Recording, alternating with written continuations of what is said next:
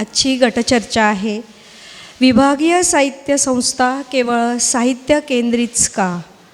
तर आजचे आपले समन्वयक आहेत श्री माननीय हेमकांत पोद्दार सर नाशिक. त्यांना मी इथे स्थानापन्न होण्याची विनंती करते आहे. सर आपण इथे यावं आणि माननीय शिंपी सरांनाही विनंती करते की सरांनी स्थानापन्न व्हावं. तर आपला हा आजचा विषय आहे साहित्य संस्था केवळ साहित्य केंद्रीच का? तर ह्या विषयावरती आपण चर्चा करणार आहोत. आपले आजचे जे हेमकांत पोद्दार सर आहेत त्यांच्याबद्दल मी थोडक्यात परिचय करून देते आहे त्यांचा. सर शासकीय कर्मचाऱ्यांचे सार्वजनिक वाचनालय सिंचन भवन नाशिकचे सचिव आहेत. 1999 पासून तर आजपर्यंत त्यांनी संपादक दिवाळी अंक आणि 1977 ते 2013 अशी 36 वर्ष जलसंपदा विभागात प्रशासनात नोकरी केलेली आहे. तसंच ते नाशिक ह्या सार्वजनिक वाचनालय सिंचन भवन नाशिकचे संस्थापक आहेत आणि शासकीय कर्मचाऱ्यांचे नाशिक, अकोला, पुणे, नाशिक येथे त्यांचे साहित्य संमेलनाचे त्यांनी आयोजन केलेले आहे. शासकीय वाचक चळवळीत सातत्यपूर्ण असं योगदान त्यांनी केलेलं आहे. अन्य स्फुट, स्तंभलेखन आणि दिवाळी अंकात लेखन ते करतात. जोरदार टाळ्या वाजवून आपण सरांचं स्वागत करूया. आणि मी शिंपी सरांना विनंती करते की त्यांनी सरांचा मोमेंटो देऊन सत्कार करूया. धन्यवाद शिंपी सर.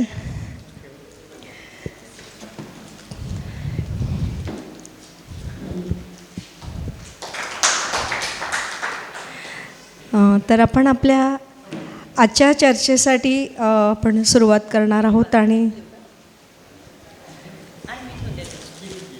ओके, नमस्कार.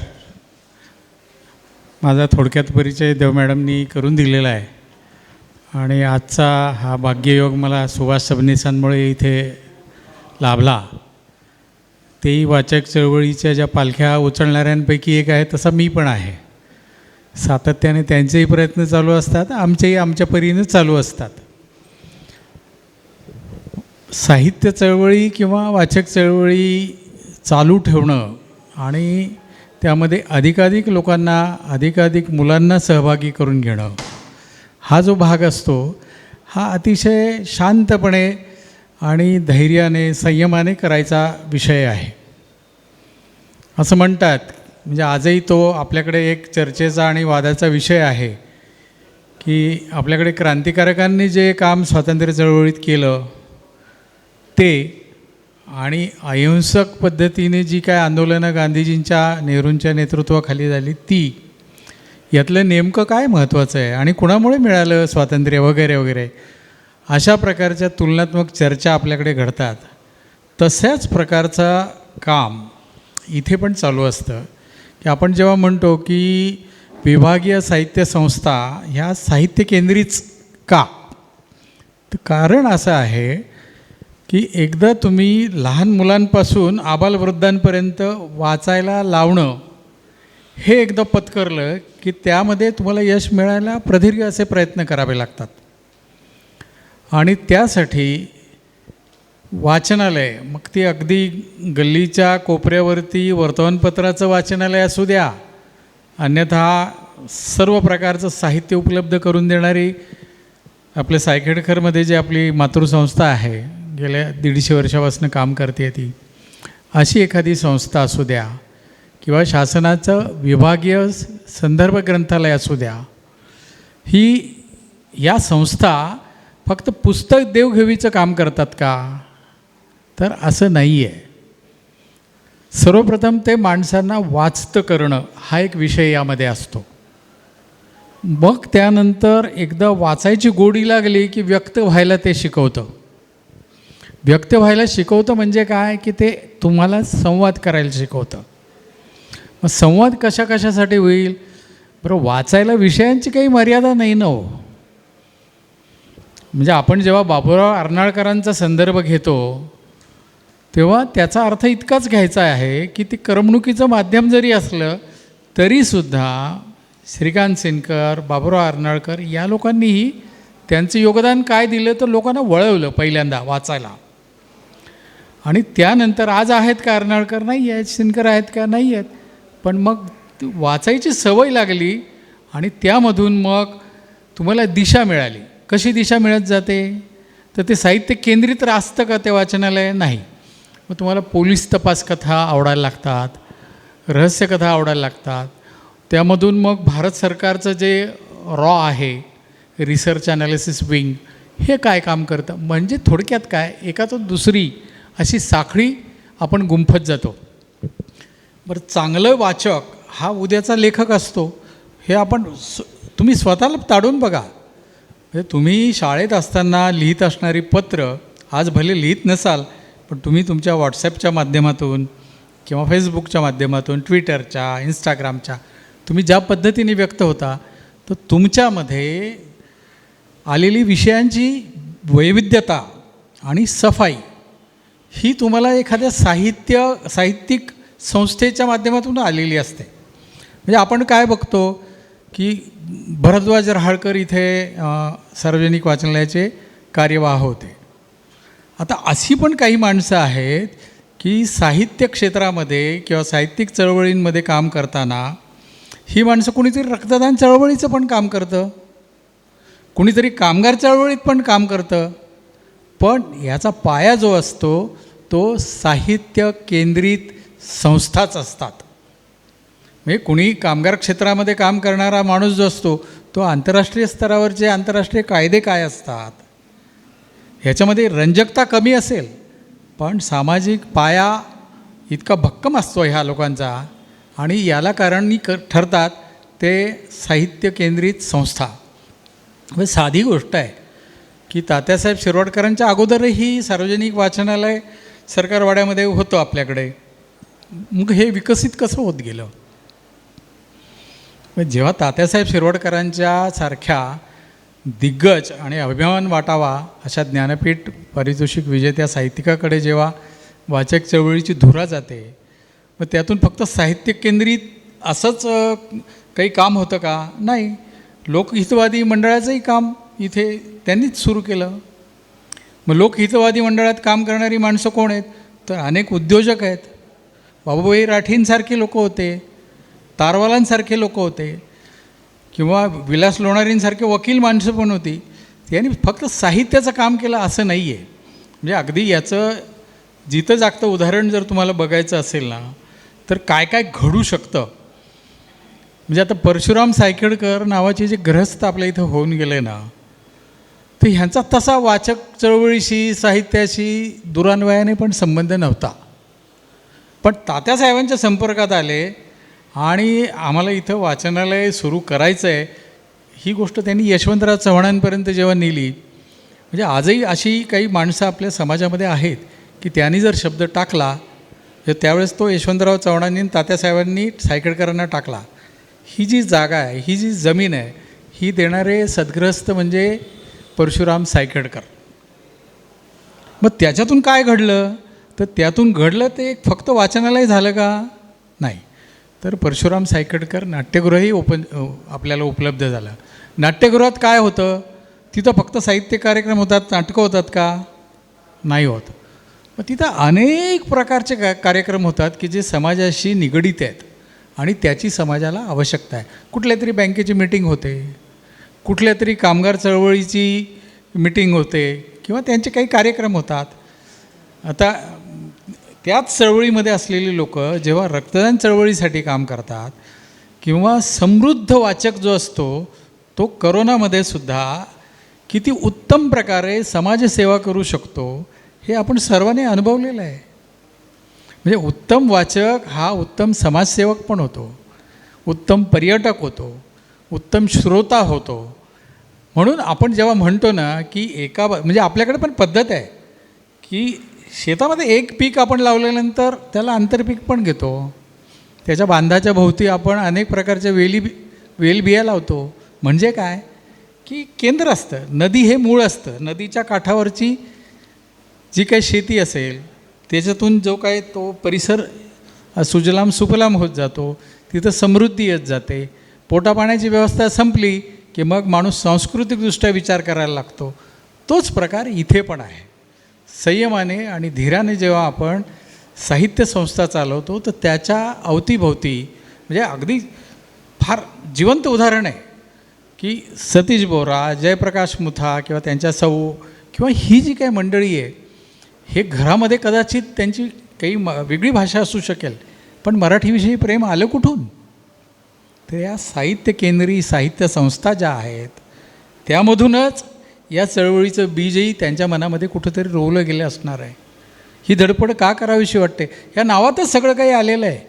कारण ही माणसं इथे साहित्याच्या मुळे किंवा हे जे दिग्गज नावं आहेत, आवा वरटींचं आहे, कानेटकरांचं आहे, तात्यासाहेबांचं आहे आणि असंख्य लोक आहेत की ज्यांच्यामुळे आपल्याला साहित्य क्षेत्रामध्ये काहीतरी करावंसं वाटतं. मग अशी पण माणसं मला भेटली इथे की साहित्य क्षेत्रामध्ये पण त्यांचा काहीतरी प्रवास चालू असतो. दुसऱ्या बाजूला आर्थिक संस्था म्हणजे बँकांमध्ये, पतसंस्थांमध्ये तेही काम करत असतात. ही समाजाला आवश्यकच आहे ना. मग आपण असा विचार जेव्हा करतो की साहित्य संस्था, विभागीय साहित्य संस्था ह्या फक्त साहित्य केंद्रीच का, तर व्यक्तिशः मला असं वाटतं की असं मुळीच नाही. एका माणसाच्या मनामध्ये रोज हजारो लाखो विचार येत असतात आणि त्या विचारातूनच त्याचं समाजमन त्याला वेगवेगळ्या कृती करायला भाग पाडतं. तर अशांगाने आपण जर विचार केला तर आपल्या लक्षात येईल की साहित्य संस्था केंद्रित आपलं विभागीय साहित्य संस्था ह्या फक्त साहित्य केंद्रित असत नाहीत. म्हणजे उदाहरणार्थ आम्ही ज्या क्षेत्रामध्ये काम करतो, शासकीय कर्मचारी ह्याची प्रतिमा काय आहे? शासकीय कर्मचारी म्हटला की हा उर्मट, सहकार्य न करणारा, कुणाचंही काम वेळेवर न करणारा, असं आहे का? तर आहे. किती आहे? 10-20% तर आहेच आहे. आजही आहे, 50 वर्षापूर्वी होतं. याची पार्श्वभूमी काय आहे? तर ब्रिटिशकालीन जी काही पोलादी प्रशासन व्यवस्था होती ती, आणि स्वतःविषयीचे जे काही गंड तयार होतात ते सत्तेतून होतात. सत्ता म्हणजे कसली? तर तुमच्याकडे जे काही अधिकार आलेले असतात त्याच्यातून. पण मग ही चौकट जर आपल्याला कुठेतरी तोडायची असेल, प्रशासनामध्ये, शासनामध्ये संवेदनशील माणसं आणायची असतील, तर त्याला वाचनासारखं पर्यावरण नाही. तुम्ही वाचलं, उत्तम ऐकलं, उत्तम लिहिलं, उत्तम बोललात, तर हळूहळू तुमचा प्रवास संवेदनशील माणूस म्हणून होत जातो. नव्हे ते आम्ही अनुभवलं. आता जवळपास पुढच्या वर्षी आम्ही जी शासकीय कर्मचाऱ्यांचे वाचनालय सिंचन भवनमध्ये सुरू केलं त्याला पण पुढच्या वर्षी 30 वर्ष होत आहेत. उद्देश हाच होता की ज्याची जमीन गेलेली आहे तो माणूस जेव्हा तुमच्याकडे येतो तर तो याचक नाही आहे. त्यांनी त्याची जमीन तुमच्या समाजाला दिलेली आहे, त्याच्या जमिनीवरती पाणी साठणार आहे, शेतकऱ्याच्या शेतशिवारात पाणी जाणार आहे, तर त्याच्याशी तुम्ही चांगलंच बोललं पाहिजे. त्याचं काम करणं जर नियमाने तुम्हाला शक्य नसेल तर काय करता येईल ह्याचा विचार तुम्ही केला पाहिजे. पण हे केव्हा होईल? तुमचं मन संवेदनशील असेल तर. आणि मन संवेदनशील केव्हा होईल? तर तुम्ही काहीतरी चांगलं वाचलं, चांगलं लिहिलं, चांगलं बोललात, चांगलं ऐकलं तरच शक्य आहे. या संवेदनशील मन तयार करायचं असेल तर साहित्य संस्थांशिवाय दुसरं काही उत्तम असं पर्यावरण नाही. पण घडतं आहे काय की आपल्या भोवती अनेक अशी प्रलोभनं आहेत. म्हणजे आता मागच्या 25-1 वर्षापासून आपल्याकडे मोबाईल आहेत, टी व्ही आहे. यामुळे अंतर्नादसारखं अतिशय उत्तम असं मासिक गेल्या 4-5 वर्षापूर्वी जेव्हा बंद पडलं तर आपल्या घरातलं एखादं माणूस जावं एवढं दुःख रसिक वाचकाला झालेलं आहे. लोकप्रवाह बंद पडलं, ह्याचंही दुःख आपल्यासारख्या लोकांना होणार की नाही? मग ही जबाबदारी फक्त साहित्य संस्थांची नाही आहे. तर आपण जेव्हा काय 5 रुपयाचं 10 रुपयाचं काहीतरी ते मासिक असतं, आपण ते विकत घेऊन जेव्हा वाचू तेव्हा या साहित्य संस्थांना म्हणजे भानू काळेंनी जवळपास 20-1 वर्ष पदरमोड करून अंतर्नादसारखं मासिक चालवलं. किती विषयांचं वैविध्य होतं त्याच्यामध्ये. कुलगुरूंसारखे लोक लिहित होते त्याच्यामध्ये. दाभोळकरांसारखे लोक लिहित होते, खूप वेगळी माणसं लिहित होते. आणि म्हणून आपण असा विचार केला पाहिजे की कुठली गोष्ट आक्रमकपणे आपण जेव्हा करायला जातो ना, तर ती कदाचित खूप आकर्षक वाटू शकते. म्हणजे एखादा मोर्चा काढला तुम्ही किंवा एखादी मिरवणूक काढली, मग ती साहित्य केंद्रित असू द्या, साहित्यासाठी असू द्या, तर त्या दिवसासाठी नव्हे, त्या आठवडाभर फार तर लक्षात राहील, पण त्यानंतर ती लक्षात राहत नाही. म्हणून संयतपणे संयमाने काम करणाऱ्या ज्या साहित्य केंद्रित संस्था आहेत त्यांचं अस्तित्व हे अपरिहार्य आहे. त्याचं कारणच आहे की अतिशय संयमाने काम चालतं. 150 वर्ष एखादी संस्था काम करत राहते, ह्याचा अर्थ काय आहे? ह्या संस्थांच्या माध्यमातूनच विनायक रानडे पण सापडलाच की नाही आपल्याला, जो जगभर पुस्तकं पोचवण्याचं काम करतो आहे. का करतो आपण हे? काय पडलं काय विनायक रानडेंना?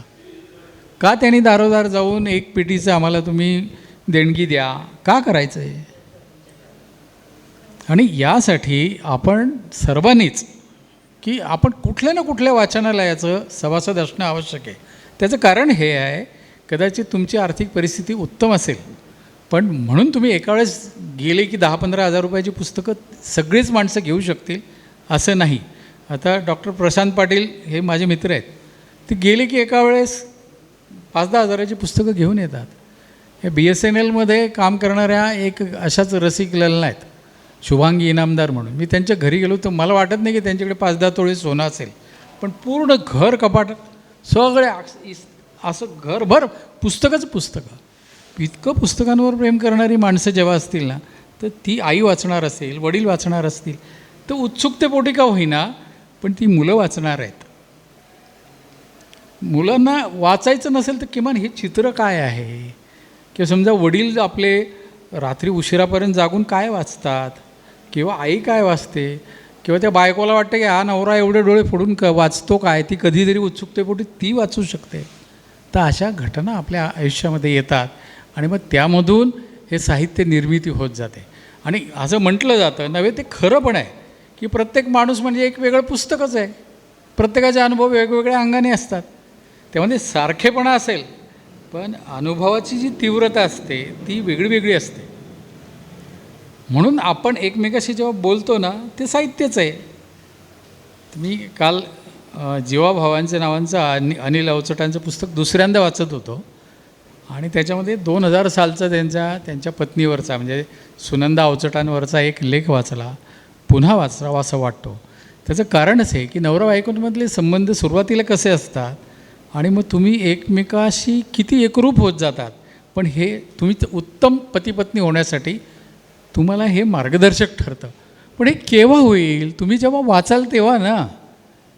आणि आता सगळ्यात चांगली गोष्ट काय केली आहे आपल्या नाशिकच्या साहित्य संस्थेने, म्हणजे सार्वजनिक वाचनालयाने, की वाचक जर पुस्तक घ्यायला वाचनालयात येत नसतील ना, तर आपण जाऊ. आता ती गाडी फिरताना तुम्हाला दिसेल की ठिकठिकाणी पुस्तकं घेऊन ती गाडी फिरते. तिथं तरी वाचकांनी यावं, किमान गाडीपर्यंत यावं. पंकज कुरुलकर नावाचे एक सॉफ्टवेअर इंजिनियर आहेत, मुंबईला असतात ते. त्यांनी आता सॉफ्टवेअरचा व्यवसाय बंद केला. ते लिहितात दरवर्षी म्हणजे सपाटून लिहितात. त्या माणसाने स्वखर्चाने 15 ते 20 लाख रुपये खर्च करून एक गाडी दिली होती. ती नाशिकमध्ये पण यायची. पुस्तकं बघा, फक्त तुम्हाला वाटलं तर घ्या, नाही वाटलं तर नका घेऊ, कितीही वेळ बसा त्या गाडीमध्ये, अशी प्रयत्न करणारी पण माणसं असतात. मग आता त्यांच्या पाठीशी कोणती साहित्य संस्था होती? पण साहित्य केंद्रित विचार त्यांच्या मनात होता, आणि हे फार आवश्यक आहे. म्हणजे आपल्या नातवंडांना आपण जर द्यायचं काय असेल तर नातवंड अनेक वेळा हट्ट करतात, माझा नातू येतो अमेरिकेत आहे. 2 वर्षापूर्वी आम्ही अतिशय चिंतेत की हा मुलगा मराठी बोलेल की नाही.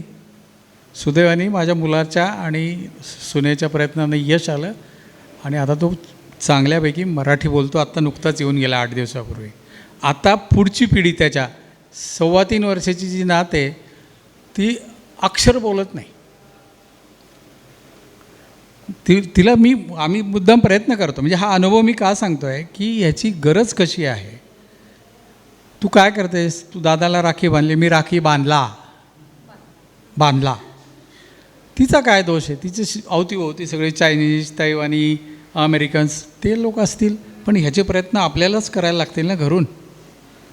मग साहित्य संस्थेचा प्रतिनिधी म्हणून पेरेंट्सलाच पुढे यायला लागेल, पालकांना पुढे यायला लागेल. अशा अंगाने आपण विचार केला पाहिजे. मला असं वाटतं की ही एवढी प्रस्तावना समन्वयक म्हणून पुरेशी आहे. तुम्ही लोकांनी पण यासाठी आपले विचार व्यक्त करावेत. मी सरांनाही विनंती करतो की आपण इथं आपले विचार मांडावेत. धन्यवाद सर. तसा माझा साहित्याशी संबंध नाही, म्हणून मी एक वेगळा पर्स्पेक्टिव्ह मांडण्यासाठी मी इथे आहे. पर्स्पेक्टिव्ह खूप असा ड्रास्टिकली वेगळा आहे असं नाही. मला माफ करा, मी थोडेसे इंग्लिश शब्द वापरतो, कारण ग्रूमिंग जरी मराठी भाषेतून जरी मी शिकलो असलो तरी गेली 40 वर्ष मी इंग्लिश वातावरणातच राहिलेलो आहे, भारतातच राहिलो आहे, बाहेर पण गेलेलो आहे. पण त्याच्यामुळे काही असे शब्द येतील तर ते तुम्ही थोडं समजून घ्या. मराठीच्या व्यासपीठावर असं बोलणं थोडंसं एम्बॅरेसिंग वाटतं मला. पण आज सकाळी पण आपण ऐकलं की दुसऱ्या भाषेतलं काही चांगलं असेल तर त्याच्याने भाषा समृद्ध होते. पण माझ्या शब्दांनी भाषा समृद्ध होईल असं नाही. मला त्याला मराठी शब्द आठवत नाही म्हणून मी तो शब्द वापरतो. तर मी कॉर्पोरेट क्षेत्रामध्ये 38 वर्ष काम केलं आणि तुम्हाला मी सांगतो की मला कधीही, मी मराठी मीडियममधनं SSC शिकलो. मला आजपर्यंत कधीही असं जाणवलं नाही की मी इंग्लिश मीडियममधून शिकायला हवं होतं. ओके, माझी सगळी व्यवहाराची भाषा असल्यामुळे आणि अमेरिकन कंपनीमध्ये काम केल्यामुळे मला सगळं इंग्लिशमध्येच करावं लागलं, तो एक भाग वेगळा. पण माझी जी एक बैठक आहे, एक मानसिक बैठक म्हणा, विचारांची बैठक म्हणा जी आहे, ही बैठक जी मला केली ती पुस्तकांनी केली. आणि तुम्हाला एक किस्सा सांगतो की मी एक मॅनेजर हायर केले आणि ते इन्सिडेंटली नाशिकचे होते, आम्ही मुंबईत होतो काय. तर त्यांनी मला सांगितलं, म्हणजे बान स्कूलमधले होते बाय द वे, पण त्यांनी मला सांगितलं त्यांनी पुस्तकांमुळे ते पूर्णपणे बदलले. म्हणजे आता सरांनी जे आपल्याला जे सांगितलेलं आहे, माझं थोडंसं विषयाला सोडून पण असेल, पण विषयाकडे मी येईल.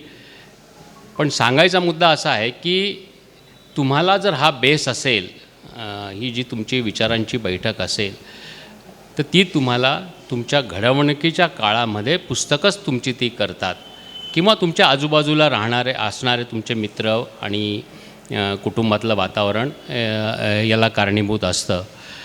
आता विभागीय साहित्य संस्थान वगैरे, म्हणजे सरांचं जसं संबंध आला तसा माझा कधी संबंध यांच्याशी आलेला नाही. लहानपणी परशुराम सायकेडकर नाट्य मंदिरात आपल्या वाचनालयात जाणं येणं होतं, पुस्तक आणणं होतं. पण मी पुढे जाऊन मी टेक्निकल नॉन टेक्निकल लीडरशिप पोझिशनला गेल्यानंतर तुम्हाला ना फक्त माणसांशी काम करायचं असतं. आणि ज्यावेळेस तुम्ही माणसांबरोबर काम करतात ना, त्यावेळेस तुम्हाला माणसं ओळखायला लागतात, तुम्ही माणसांना ओळखायला लागतात. आणि हे तुमची जर बैठक असेल, म्हणजे पु ल देशपांडे जर तुम्ही वाचलेले असतील, वपू काळे जर तुम्ही वाचलेले असतील, तर तुम्ही हे काम खूप चांगल्या प्रकारे करू शकता. ओके. आणि हे समाजात तुम्हाला आता, म्हणजे असं काहीतरी व्यावसायिकदृष्ट्याच असं काही बघायला पाहिजे असं काही नाही. समाजात तुम्हाला दुसऱ्या ठिकाणी पण याचा फार उपयोग होतो. कारण आता आपल्याला माणसांमधले आपले रिलेशनशिप जी असते ते तर व्यवहार कायम चालूच असतात. तर त्यावेळेस तुम्हाला ही जी बैठक असेल तर ती त्यावेळेस तुम्हाला त्याची उपयोगिता जाणवते आणि पुस्तकं हे करतात. माझं असं एक म्हणणं आहे की ह्या विभागीय साहित्य संस्था ज्या आहे, असं मला जे वाटतं ते, त्यांनी साहित्याबरोबरच त्यांनी मराठीचा प्रचार आणि प्रसार पण करायला पाहिजे. तसं ते प्रसार करतातच, कारण मराठीत पुस्तकं ते देतातच. ओके. पण मराठी भाषेचे जे विविधांगी गोष्टी आहेत, ओके, त्या कशा करता येतील.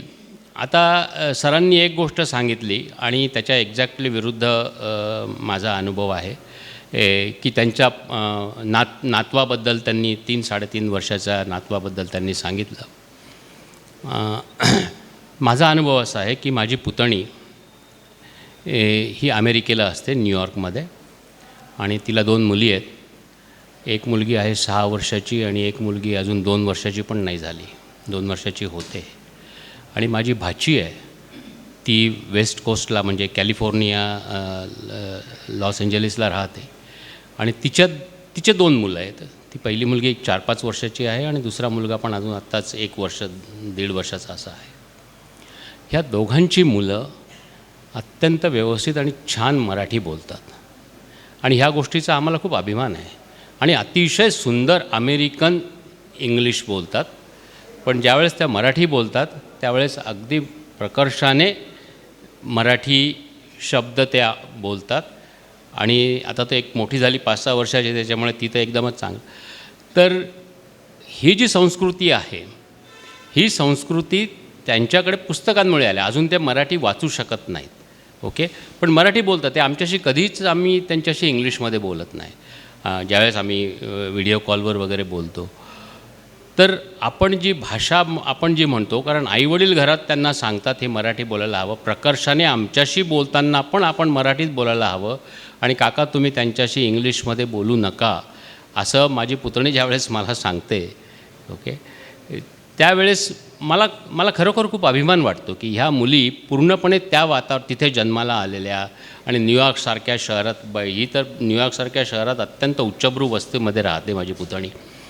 अशा ठिकाणी असताना अत्यंत उच्चभ्रू शाळेत त्या दोघी मुली जात, एक मुलगी तर आता दुसरी जायची अजून. अशा ठिकाणी असताना ह्या मुली घरी मराठी इतकं व्यवस्थित बोलतात, ओके.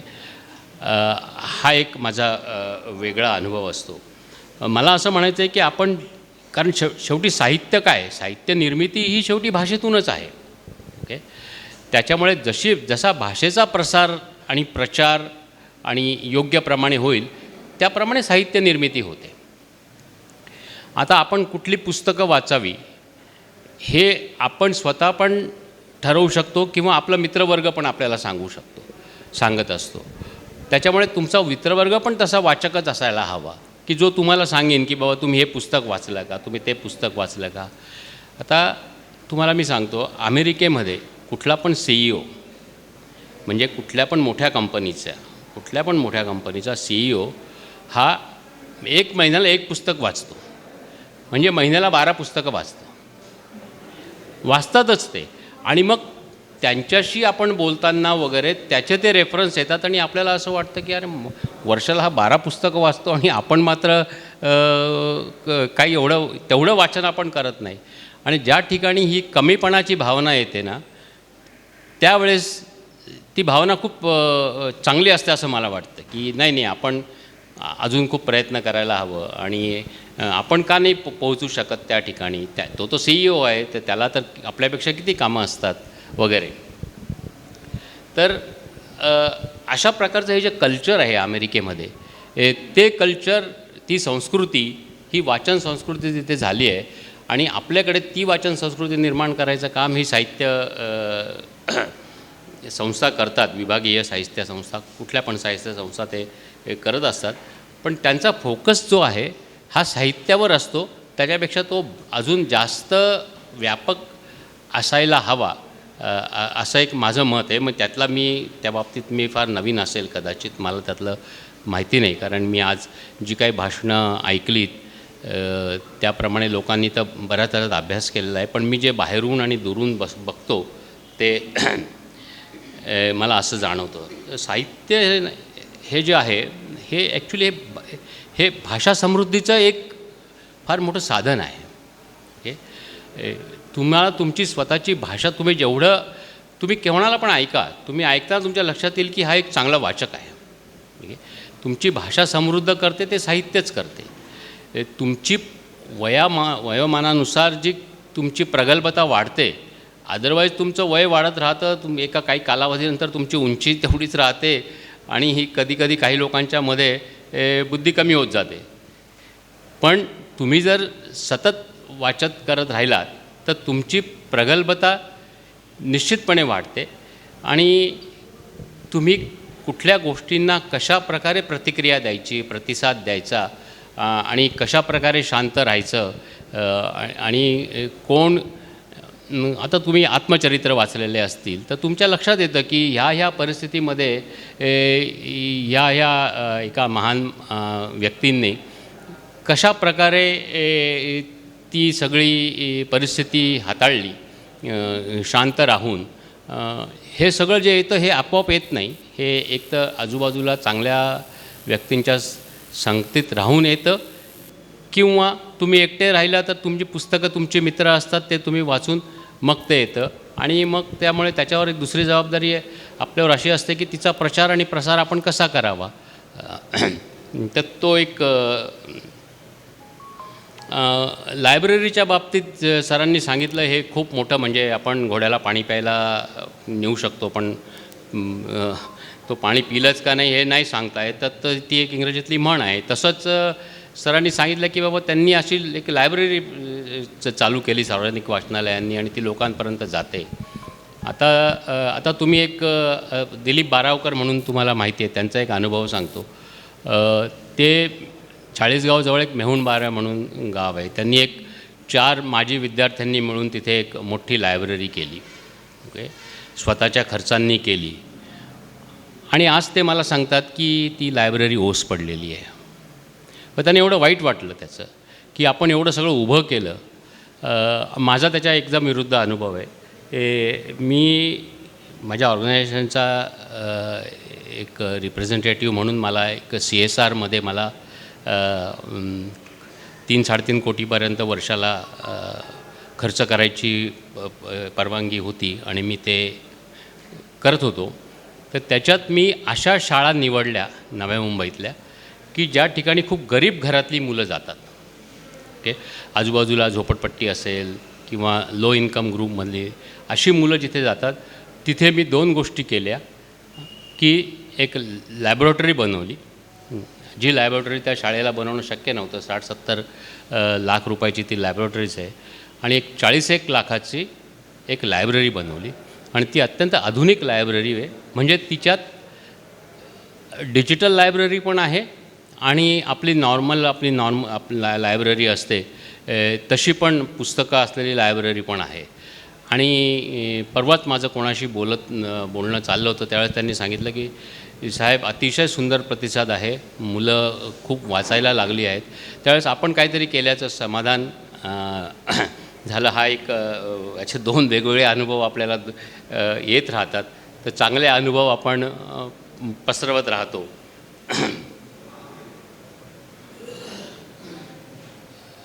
आणि साहित्य संस्थांनी मराठी भाषेची जास्तीत जास्त प्रचार आणि प्रसार करावा हे असं माझं याच्याबद्दलचं मत आहे. अजून कोणाला काही बोलायचं असेल तर कोणी व्यक्त होणार असेल तरी चालेल. या ना, या.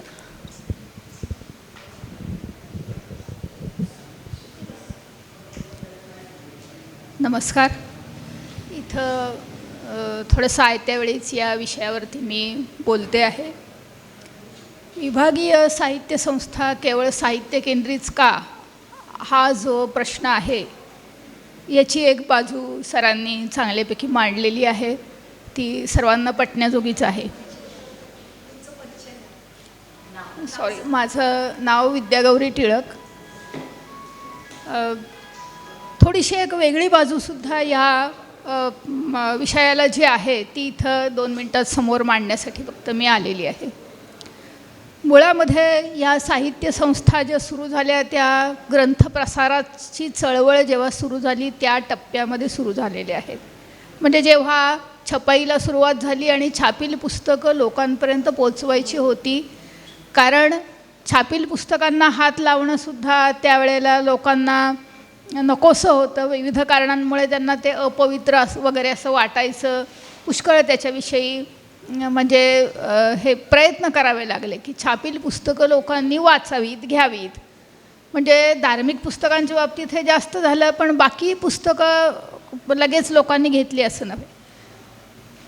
दुसरी एक गोष्ट अशी की त्यावेळेला हा लिहिणारा, वाचणारा, जो ग्रंथव्यवहार करणारा वर्ग जो आहे तो साधारणत एकसाची एकसंध असा होता. म्हणजे त्याच्यामध्ये भाषिकदृष्ट्या खूप वैविध्य असं जाणवण्याजोगं होतं असं नव्हे. ते जाणवायला लागलं ते आपल्याला आत्ताच्या नंतरच्या टप्प्यावरती स्वातंत्र्योत्तर काळानंतर म्हणा किंवा 20व्या शतकामध्ये म्हणा, की जेव्हा सार्वत्रिक शिक्षण सुरू झालं, वेगवेगळ्या स्तरातले लोक म्हणजे पुढची पिढी जेव्हा शिक्षणामध्ये यायला लागली तेव्हा त्यांना ते भाषिक अंतर जाणवायला लागलं आणि मग वाचनापासून ती थोडी हात राखून किंवा एक अंतर राखून राहायला लागली आणि मग तिथे ही गरज जास्त निर्माण झालेली दिसते आणि ती वाढत गेलेली आहे. की म्हणजे आधीच्या टप्प्यावरती केवळ साहित्य केंद्रीय असणं हे पुरेसं होतं, पण आज आपण विचारतो आहोत की नुसतं साहित्य केंद्री का असायचं, भाषा केंद्रीसुद्धा उपक्रम झाले पाहिजेत. याचं कारण असं की भाषेच्या दृष्टीने सुद्धा ती जाणीव काहीतरी एक वाढली पाहिजे, म्हणजे वाचनाकडे ती मुलं किंवा पुढची पिढी वळेल. हे आपल्याला आता अतिशय तीव्रतेनं जाणवतं आहे. मधल्या काळामध्ये आपल्याला फारशी त्याची जाणीव झाली नाही किंवा त्याच्यासाठी काहीतरी मुद्दाम करायला हवं हे लक्षात आलं नाही. आधीच्या वक्त्यांनी जो अमेरिकन वाचन संस्कृतीचा जो उल्लेख केला तिथला एक भाग असं लक्षात घ्यायला पाहिजे की माझ्या वाचनात जे आलं त्यानुसार तिथे प्रचंड प्रमाणामध्ये सार्वजनिक ग्रंथालयं आहेत आणि ती मोफत उपलब्ध आहेत. मोफत उपलब्ध असणं, सर्वांना उपलब्ध असणं आणि दुसरी गोष्ट तिथे जाण्याविषयी काही मनामध्ये शंका संकोच वगैरे असं काही न येणं ही महत्त्वाची गोष्ट आहे. म्हणजे केवळ तिथे मला वाटतं ग्रंथालय उघडून पुरेसं नाही, तर त्या लोकांना हे तुमच्यासाठी पण आहे हे वाटेल, तसं जाण्या इतपत एक आत्मविश्वास वाटेल किंवा नव्या पिढीला वाचनाकडे वळविल यासारखे काही उपक्रम तिथं होतील. म्हणजे नुसतं मुलांसाठीची पुस्तकं तिथं ठेवणं पुरेसं नाही, कारण काही वेळेला वाचायचं हे काही माहितीच नसतं.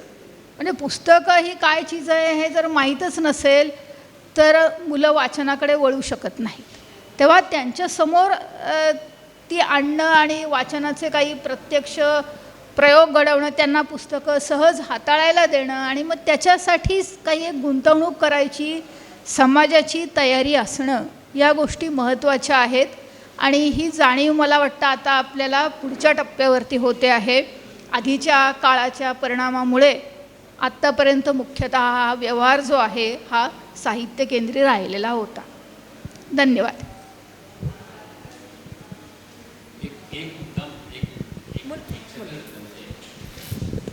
आत्ता शेवटचा मुद्दा यांनी जो मांडला त्याच्याबद्दल मला एकच सांगायचं आहे की व्हॉट्सअप सर्क्युलेट होतो आहे आणि तो असा आहे की एक नवरा बायको असतात आणि एक लहान मूल असतं आणि ते लहान मूल मोबाईलमध्ये असतं आणि मग त्या बाई जातात आणि त्यांचा मोबाईल ठेवतात आणि एक पुस्तक घेऊन येतात आणि त्या वाचायला लागतात. मग त्यांचा नवरा जातो, तो मोबाईल ठेवतो, दुसरं पुस्तक आणतो आणि ते वाचायला लागतात. आणि ते दोघं असं बघितल्यानंतर ते मूल पण जातं, मोबाईल ठेवतं आणि पुस्तक वाचायला लागतं. हे एवढं इफेक्टिव्ह आहे की आपण काय करावं, अनुकरणीय इतकं आहे की ह्या सगळ्या पालकांपर्यंत, म्हणजे मोबाईल युनिव्हर्सिटी आपण कधी हे म्हणतो, पण ते इतकं ते चांगल्या प्रकारे दाखवलं गेलं आहे की ते लगेच चांगल्यापैकी लक्षात राहण्यासारखं आहे. खरं तर विषयाची खूप छान प्रस्तावना हेमकांत पोद्दार सरांनी केली आणि सरांचे मुद्दे खूप छान होते की आता आपला जो विषय आहे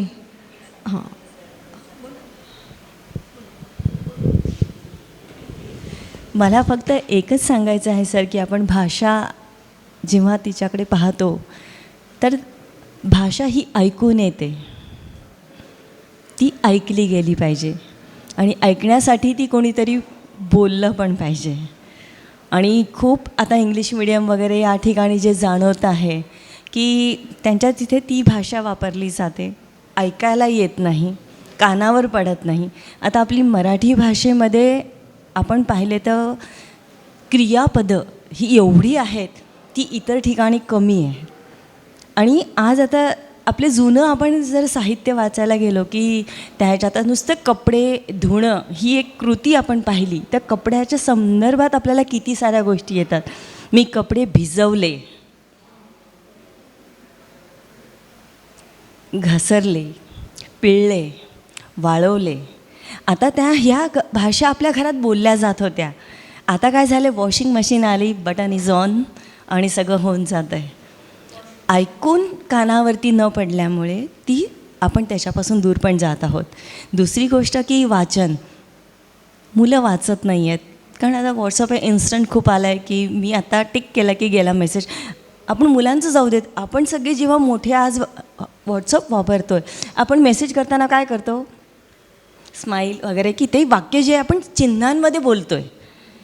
लिहिण्याचा सुद्धा त्रास, आज माझ्याकडे वेळ नाही किंवा काय, ह्यासुद्धा गोष्टी त्याच्यात आहेत. आणि दुसरी गोष्ट की वाचनामधून जेव्हा आता मी एका इंग्लिश मिडियम शाळेमध्ये जाते की ते खास मला बोलवतात की मॅडम आमच्या मुलांना मराठी वाचता येत नाही आहे, तर तुम्ही या त्यांच्याशी बोला आणि शेअर करा. तर मुलांना विरामचिन्ह माहिती नाही आहेत. कारण भाषा कसं आहे की ती लिहिली तशी वाचली गेली पाहिजे. आणि तुमचे उच्चार, प्रोनाउन्सिएशन जे आपण म्हणतो की तुम्ही ते कसं बोलतात. आता एक वाक्य सरळ आहे की मला जर प्रश्न विचारायचा आहे तर तू काय करतो, नाही आला भाव, तो प्रश्नार्थकच बोलला गेला पाहिजे. आणि जिथे साहित्य आपण म्हणतो की जिथे ती संस्था आली आणि तिथे एक नाही आहे, विविध अंग आहेत. माणूस जेव्हा घडतो तेव्हा त्याच्यामध्ये लय आहे, ताल आहे. आपल्यालाही पंचेंद्रिय दिलेली आहेत, आपण नुसतं बघत नाही आहोत, आपण ऐकतो. आता साखर गोड आहे, गोड आहे मी किती म्हणणार, अरे पण ती जिभेवर ठेव की, मग कळलं तिची चव आहे तर ती गोड आहे. अक्षरातून आणि शब्दातून तो मला त्याचा अनुभव चवीतून मिळतो. ते हे जे सगळे विविध अंग आपण जे पाहतो, एक व्यक्ती पण चांगला कधी घडतो, त्याची पर्सनॅलिटी घडते कशी, विविध अंगाने. ज्या वेळेला मला गाण्याचं थोडंसं टेक्निक माहिती आहे, मला नृत्याचं माहिती आहे, लेखनाचं माहिती आहे, आणि जे मी वेगळं काहीतरी माझं करिअर म्हणून एक गोष्ट निवडली आहे. जेव्हा तुमच्याकडे सर्वांगी अनुभव, वाचन, माहिती मिळते, ॲटोमॅटिकली तो व्यक्ती तसा घडतो. आणि सरांनी एक आता आपण जी बोललो की लेखनामधून जशा बालकथा आहेत, माझा जो एक उद्देश आहे की मी आता मुलांसाठी जे लिहिते, मी बालकथा लिहिल्या आहेत, त्याच्यात मी मुलांना कार्यप्रवण दिलेलं आहे की मनोरंजन, आणि खूप सारे आहेत लिहिणारे, मी एकटी नाही लिहित, माझ्यापेक्षा छान लिहिणारे पण अधिक मोठे आहेत. पण माझा उद्देश काय की मला पिलरवरती काम करायचं आहे. पिलर जर तुमचे बेस्ट असतील तर ती बिल्डिंगचं जे कन्स्ट्रक्शन आहे, मग ती जाऊ देत किती पण उंच, ती 4 मजली होऊ देत, 5 मजली होऊ देत, बेस्ट तुमचं पिलर पाहिजे. आणि मुलांनी आज विचार केला पाहिजे. तुमचे विचार सुरू झाले की ते तुम्हाला अनेक प्रश्न पडणार आणि अनेक प्रश्नांसाठी तुम्ही उत्तरांच्या मागे नक्की जाणार. आणि हे मिळणार कुठून, माहितीतून. आणि जेव्हा मी एखादी गोष्ट वाचते, मग तिथे ती मी माझ्या आवडीप्रमाणे किंवा बाबांच्या आवडीप्रमाणे वाचलं, ताईच्या आवडीप्रमाणे वाचलं, कुणाच्या किंवा कुणाकडनं ऐकलं, तर ते ऐकून माझ्याकडे अनुभव नक्कीच आहे. आणि त्या अनुभवावरती काय प्रत्येक अनुभव मला थोडी येणार आहेत, पण मला असं वाटतं की मला तुमच्या अनुभवाचा कधीतरी उपयोग माझ्या आयुष्यात झालेला आहे. त्यांचा एक वेगळा अनुभव असेल की ते, आणि हे सगळं या साहित्य याच्यामध्ये जर आपण जर गेलो, त्या माहोलमध्ये राहिलो, तर माझा मित्र एक असा असेल, तो तसा असेल, आणि तो वेगवेगळ्या साईडचा असेल, आणि ॲटोमॅटिकली आम्ही जेव्हा चर्चा करतो तर तेव्हा त्याचे अनुभव मला मिळतात, मला त्याचे, आणि ऑटोमॅटिक माहिती पण मिळते, आणि त्याच्यातून आपण नक्की पुढे जाऊ शकतो. म्हणजे ही संस्था असणं पण चांगलं आहे, आणि त्या ह्याच्यातून काय होतं की तुम्हाला घडण्यासाठी एक मदत चांगली होती आहे. ओके. हॅलो, मी शैलजा येवले. आजचा जो साहित्य संस्था आणि साहित्य केंद्रित का आहेत हा विषय निवडलेला आहे. माझं प्रांजळ मत असं आहे की साहित्य संस्था म्हणून वंशपरंपरागत आपल्याकडे चालत आलेली मातृप्रधान जी संस्था आहे, ती संस्था खरं साहित्य संस्था आहे. आपल्या 4 पिढ्या आपण बघा, आपली आजी पणजी ह्या शिक्षित नव्हत्या, पण त्यांचे जे अनुभव होते ते आपल्या आईला आणि आजीला मिळाले.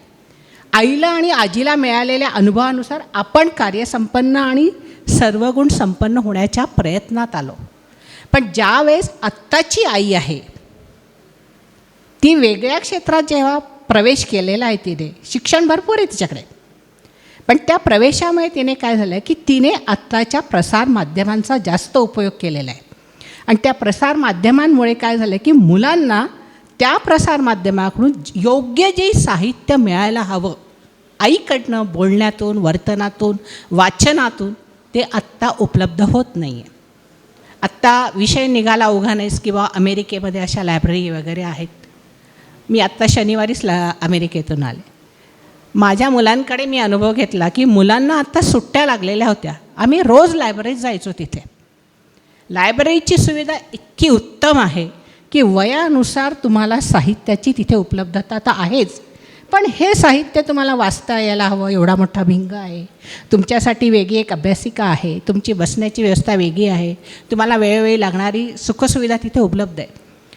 म्हणून आपणही म्हणू की कदाचित आपल्या भारतात ती व्यवस्था यायला वेळ लागेल, पण ज्यावेळेस तिथे माझी नातवंड बसत आहेत आणि एखादा शिक्षक तिथे बाजूला आहे, तर त्याला जर विषय दिला गेला तर तो शिक्षक काय सांगतो आहे की तू हे जे चित्र आहे हे तुझ्या शब्दात मांड, तुला जे दिसतंय ते मांड.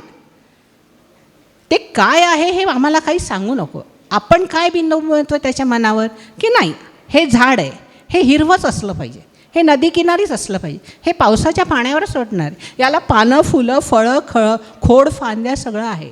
तिथं तसं ते सांगत नाही. कदाचित मला असं वाटतं की इथे आपण थोडं कमी पडतो आहे आणि त्याचा विकास व्हावा असं मला वाटतं आहे. आणि ही जी आपली साहित्य संस्था आहे ती प्रगल्भ व्हावी. म्हणजे आपली जी पालकवर्ग आहे त्यांनी जास्त त्या भाषेकडे आधी लक्ष द्यावं. आता पालकच मुळात शुद्ध मराठी बोलत नाही आहे, त्यांच्याच बोलण्यामध्ये बरेचसे शब्द वेगळे येत आहेत. हा माझा अनुभव आहे, कदाचित दुमत असू शकेल. धन्यवाद. मला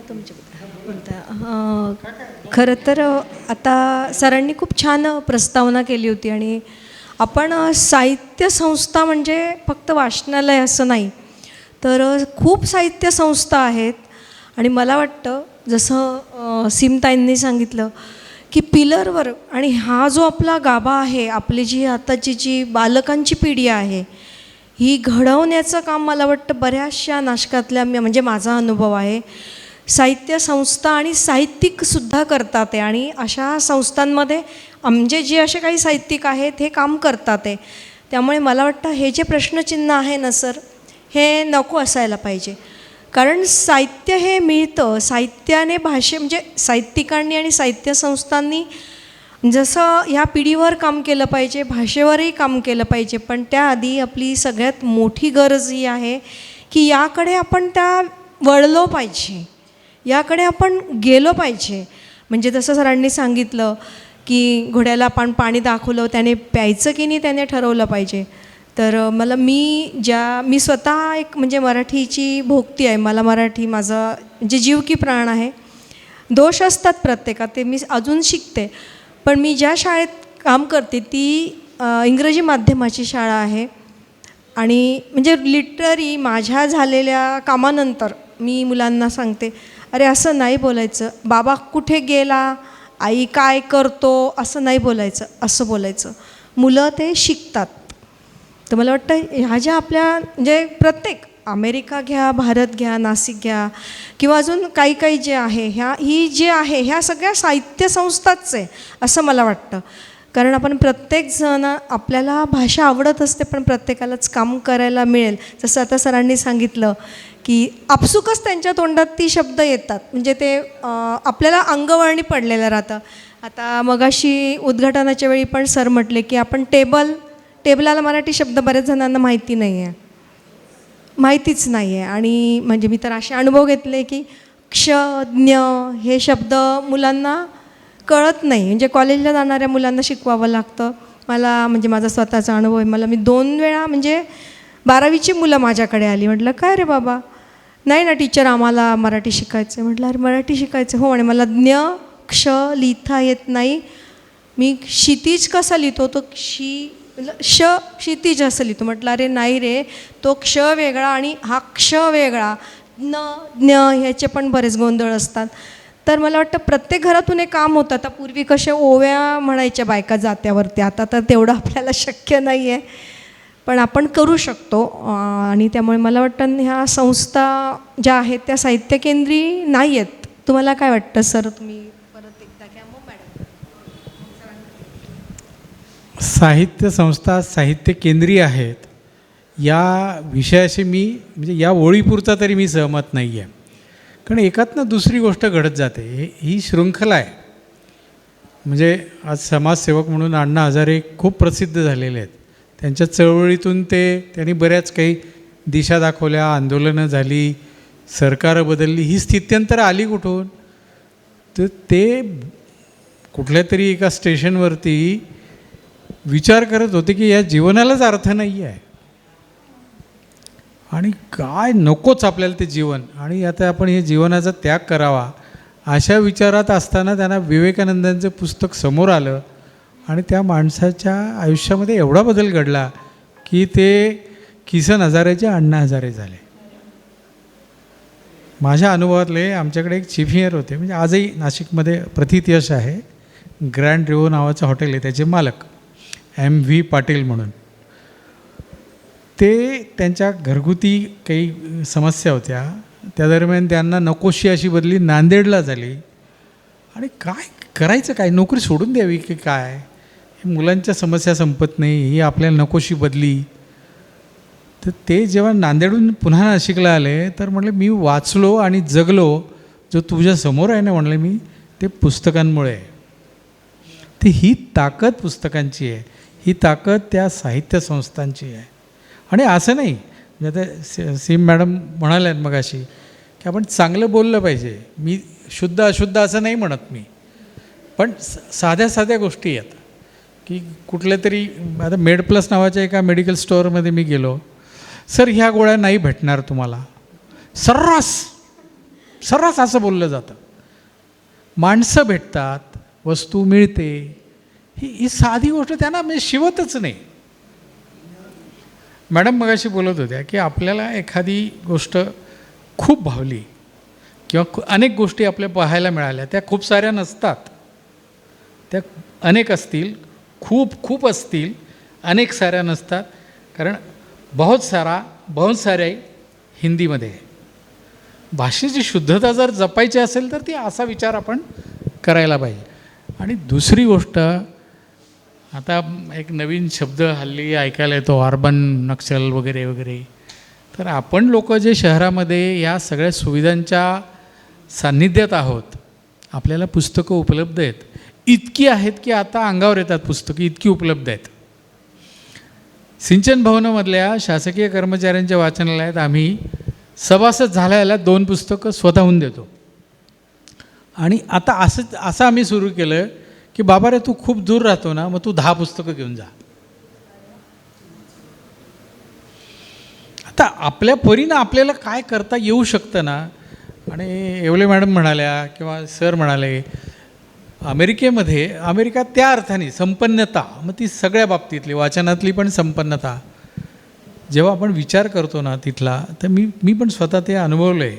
एक कॉफी शॉपमध्ये मी गेलेलो होतो, जस्ट माझा मुलगा घेऊन गेला होता मला, आणि तिथे एक ग्रस्त त्याच्या लॅपटॉपवरती काहीतरी काम करत होता. एवढा मोठा तो कॉफीचा मग त्याच्या बाजूला, त्याचं ते चालू, आणि मध्येच ते एका बाजूला ते कुठलं तरी पुस्तकाचं पान वाचायचा, थोडंसं वाचलं, एक सिप कॉफी घ्यायची, परत लॅपटॉपवर काहीतरी काम करायचा. इंग्रजीमध्ये त्याला मल्टीटास्किंग वगैरे असं आपण म्हणतो, पण अष्टावधानी माणसं आपल्याकडे कमी आहेत का? आपली आई होती, आपली बायको आहे, आपली बहीण आहे, सगळेच आहेत. तसं करता येतं. म्हणजे व्यक्तिगत अनुभव मी तुम्हाला सांगतो की आमची आई मला गमेल्यामध्ये दळण द्यायची आणि की दळून आण म्हणायची. तर त्या ज्वारीमध्ये किंवा गव्हामध्ये पुस्तक ठेवलेलं असायचं, कारण दळायला 1 तास कमीत कमी लागणार असतो. तेवढ्या वेळात भरपूर वाचून होतं. केव्हा वाचू शकता तुम्ही इच्छा असली? पहाटे लवकर उठणारी माणसं भरपूर वाचतात, असं काही नाही बरं का. असो, आणि इंग्रजी आणि मराठी हा काही विषय नाही आहे. सर म्हणाले ना की अनुकरण प्रिय असतात मुलं. माझा मोठा मुलगा वाचतो, त्याच्या मुलाला पण तो इंग्रजीच वाचून देतो. तर म्हणलं ठीक आहे, हरकत नाही. कालचा त्याने अनुभव सांगितला, रंजक आहे म्हणून तुमच्यापर्यंत आणतो. माझा मुलगा एका ऑटोमोबाईल कंपनीमध्ये CEO म्हणून काम करतो. रचना विद्यालयाचा विद्यार्थी आहे, उत्तम मराठी वाचक आहे, उत्तम इंग्रजी बोलतो, वाचतो वगैरे. त्या बापलेकांची लिफ्टमध्ये गाठ पडली. त्यांनी त्याला विचारलं की काय रियान कुठे गेला होता? काय नाही बाबा, मी पेन आणायला गेलो होतो म्हणे. बरं, अरे पण मग आत्ता एवढा उशिरा, उद्या शाळा नाही का? नाही नाही म्हणे, उद्या सुट्टी आहे मला, मी झोपणार आहे उद्या. म्हणलं बरं, मग कशाची सुट्टी? त्याला सांगता येईना. म्हणे ते नारळ का काहीतरी आहे ना म्हणे. म्हटलं, मी माझ्या मुलाला रागवलं. म्हटलं तुम्ही ह्या गोष्टीची ओळख का नाही करून देत? ज्या दिवशी राखी तुम्ही बांधता त्याच्या अगोदर ती नारळी पौर्णिमा काय असते, तो वर्ग आज मी घेतला, तो त्या नातवाचा. असो, तर आयुष्य खूप मोठं आहे. पुस्तकं जगण्याची ताकद देणारीच गोष्ट आहे आणि मग त्याच्याभोवती सगळं जीवन आहे तुमचं. मग व्यापार आहे. अहो, तुकाराम महाराजांनी एवढं सगळं केलं, तू काय व्यापार करूनच केलं ना. त्यांनी व्यापार कुठे सोडला? नाही सोडला. गोरा कुंभारांनी सोडला का? सावता माळ्यांनी त्याचं शेत सोडलं का? नरहरी सोनारांनी त्याचं काम सोडलं का? नाही. म्हणजे तुम्ही साहित्य म्हणजे निर्मिती ह्याची जाणीव पण नाही. आणि विरामचिन्हांच्या बाबतीत जे मॅडमनी दुःख व्यक्त केलं त्याच्याशी पण मी सहमत आहे. त्याचं कारण असं आहे की व्हॉट्सॲप युनिव्हर्सिटीने तो विषयच आपला संपुष्टात आणलेला आहे आणि त्याचे बळी आपण पण आहोत. काय नाही, आपल्याला जे काय सांगायचं असतं, बोलायचं असतं, ते आपण व्हॉट्सॲपवरती भराभरा लिहितो. आता तर काय व्हॉईस टायपिंग सुरू झालेलं आहे. त्याला काय गरज पडली तुमचे विरामचिन्ह हे ते काही विषयच राहिलेला नाही. आणि सगळ्यात महत्त्वाचा विषय असा आहे की आपण त्यातल्या त्यात साहित्य संस्थांच्या संपन्नतेमध्ये, म्हणजे नाशिकमध्ये जशी नाट्यगृह, सभागृह उदंड झाली तशी वाचनालये पण उदंड आहेत. पण त्यातली चालू किती आहेत? आणि ही समस्या संपन्न अशा अमेरिकेत पण आता उद्भवायला लागलेली आहे. तिथली वाचनालयंसुद्धा ओस पडायला लागलेली आहे. कारण हेच, आता तिथे AI आलं म्हणलं की AIला सांगितलं की मला अमुक हे पाठव, तो पाठवून देतं ते तुम्हाला. पण याच्यातून मार्ग जर काढायचा असेल तर तुम्हालाच करायला लागेल. पालक म्हणून सुरुवात तुमच्यापासून होईल. आणि दुसरी गोष्ट सगळ्यात महत्त्वाची की जी कृषी संस्कृती आपल्या ग्रामीण भागामध्ये आजही जपली गेलेली आहे, तशी साहित्य संस्कृतीसुद्धा काम करणारे शेकडोनी मुलं चांदवडला तुम्हाला सापडतील, इगतपुरीत सापडतील, कळवणला सापडतील, दिंडोरीत सापडतील, निफाडला सापडतील, येवल्यात सापडतील, मनमाडमध्ये पण सापडतील. मी फक्त आपल्या जिल्ह्यापुरतं बोलतो आहे. तर आपल्याकडे उपलब्ध असलेली पुस्तकं आणि जी ती घेऊ शकत नाही, ह्याचा जर आपण काही विचार केला की आपण त्यांना भले 6 महिन्यासाठी देऊ, पण आपली 2 पुस्तकं देऊ तर खरी. का नाही द्यायची? काय करायची? ती पुस्तकं वाट बघतायत वाचकांची. ती जर कळवणच्या लोकांना गेली, कदाचित त्यातली निम्मी परत नाही येणार तुम्हाला. सोसू ना आपण तेवढं नुकसान. पण त्यासाठी वाचनालयांनी किंवा वाचन संस्कृती पसरवणाऱ्या, त्याची चळवळ उभारणाऱ्या संस्थांनी संपन्न झालं पाहिजे. म्हणजे किमान स्वयंनिर्भर तरी झालं पाहिजे. त्यासाठी उगीचच ते काय साने गुरुजींच्या कथा ऐकून आपण दरिद्री राहण्याचा करंटेपणा आपण करायचं काही कारण नाही. त्याच्यासाठी आपल्याला जे जे काय उपक्रम करता येईल, तुम्ही उत्तम वाचनालय करा, उत्तम सोयीसुविधा मुलांना द्या, शाळांपर्यंत जायला पाहिजे. मुख्य म्हणजे आपण 60 ओलांडलेली माणसं काही क्रांती करणार आहे असं काही घडणार नाही आहे. जे काय होईल ती नवीन पिढी ज्याच्यामध्ये ह्या मॅडम काम करतायत मुलांसाठी, हे खूप महत्त्वाची गोष्ट आहे. आणि त्या मुलांपर्यंत जाणं हे आपलं काम आहे. ती तुमचे नातवंड असतील, शेजारची मुलं असतील, तुमचा रागराग करतील तर करू देत, पण हळूहळू त्यांच्या कलानी, त्यांच्या आवडीनी ही सगळी पेशन्स ठेवणारी शिक्षक मंडळी आहेत ना. मग थोडंसं आपणही त्यांच्याकडनं शिकून, थोडे संयम ठेवून आपण ते जावं त्यांच्यापर्यंत. हरकत नाही. हे काका वाट बघतायत मित्र, या. भारत माता की जय. भारत माता की जय. जय जवान जय किसान. जमलेल्या सर्व माझ्या माता भगिनींनो, माझ्यापेक्षा वयोवृद्ध आमच्या आईप्रमाणे, आमच्या बहिणीप्रमाणे, आपणा सर्वांनाच मानाप्रमाणे दंडवत, शुभाशीर्वाद. तसेच मी जय जवान जय किसान, मी शेतकरी वर्गात जन्माला आलेलो एक, पण मला ह्या गोष्टीची आज 8 ते 10 वर्षापासून आवड लागली. नंतर सांगू. माझे नाव श्री सुखदेव विठोबा सांगळे, तालुका सिन्नर, जिल्हा नाशिक. मुक्काम पोस्ट मानोरी, तालुका सिन्नर, जिल्हा नाशिक. हल्ली मी आता RTOला राहतो मुलांकडं. माझा व्यवसाय मुख्य शेती. पण मी इथं या संस्थेमध्ये काही दिवस मी वाचमनकी केली. डॉक्टर वसंतराव सर वारले आणि मी त्यांना अग्निडाग दिल्याच्यानंतर मी यायचं बंद झालो. कारण मला थोडंसं खेद वाटलं का बा समजा आपल्याला जे हवं होतं ते हरपलं आहे, मग आपण आता तिथं जाणं मला योग्य वाटलं नाही, दुसरं काही नाही. तर आपली आज पहिली अखिल भारतीय मराठी भाषा संस्कृती परिषद रावसाहेब थोरात सभागृहात. मला यायला थोडा उशीर झाला. आपली भारतीय संस्कृती म्हणजे सण रक्षाबंधन असल्यामुळं बहिणी भाच्या आल्यामुळं मी लेट आलो. पण मला यावं वाटलंच आणि मी जातोच. तर मला सांगावं असं वाटतं, मराठी भाषा, हिंदी भाषा, इंग्रजी भाषा हे भाषावर विवाद करण्यापेक्षा आपण आपल्या भाषेवर प्रभुत्व किती गाजवायचं हे आपण ठरवायचं आहे. आपल्याला आपली भाषा दिसतं तसं नसतं म्हणून जग फसतं. आपली भाषा आपल्याला अवगत आहे आणि ती व्हायलाच पाहिजे. मग तुम्ही गर्दी गोंधळ का करत नाही? तुम्ही हळूहळू लोप पावता म्हणजे निघून का जाता? मी दिल्लीला बघितलं, मी इथंही थोडं लेट आलो पण मी बघितलं हळूहळू निघून का जाता? तुम्हाला बैल सोडायचे आहे का? शेळ्या सोडायच्या आहे का? आमची मराठीत म्हण आहे, धनगराचं कुत्रं धड शेळ्याही काही नाही, धड मेंढ्याही काही नाही. मग त्याला त्या मालकानं जेवण कसं द्यायचं? तशी आपली अवस्था झाली मराठी माणसाची. मातांनी शिवाजी महाराज घडवले, जिजाऊसाहेबांनी.